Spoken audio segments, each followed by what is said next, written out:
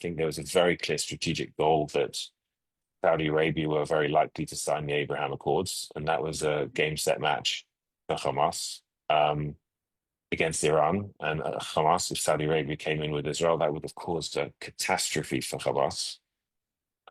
So I think you could come up with a bullet point slide with the 5 bullet points on why they strategically marched. Top would be to avoid Saudi Arabia signing the Abraham Accords. But I think that would have been the moment that fundamentally changed the Middle East. And it was going to happen in October. That was all the sense was it was going to happen. And the Iranians couldn't let that happen. So that's the strategic slide, the pretty PwC, Deloitte, whatever, PowerPoint slide that says the 5 strategic reasons. Then underlying it, there's the second page, which is, and it was fueled by hatred. And they were armed and ready to the teeth, and they thought Hezbollah were going to come in with them. And they thought others were going to act as well. And this was their chance to make as much damage against the state of Israel as possible. And they seized their chance. The influencer in me wants to ask you, do you think they're just trying to stay relevant? Because to me, it seems like Hamas and Hezbollah are becoming outdated. They're becoming obsolete as entities altogether. I mean, okay, Hezbollah and Lebanon is a different case altogether. Lebanon, from being the jewel of the Middle East and the Paris of the Middle East, has been desecrated by the amount of, well, Palestinians they basically took in. But generally, I mean, Hezbollah has ruined Lebanon as it is. And I'm trying to put this as politically correct as I can.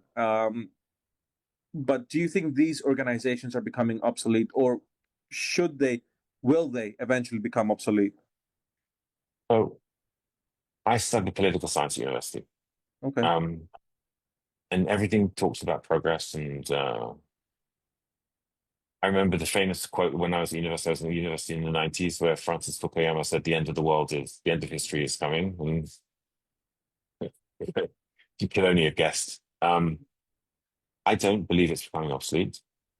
The proof is the university campuses and the streets of global cities, which are somehow aching for this raw, emotive, visceral reaction against the West and against Western values and against the Western orthodoxy of Churchill and Western Europe. And there's a cultural revolution which this is part of, which is being fed by this movement. I see it as a dangerous movement, committed to the destruction of Western values, committed to extremism, committed to the annihilation of my people.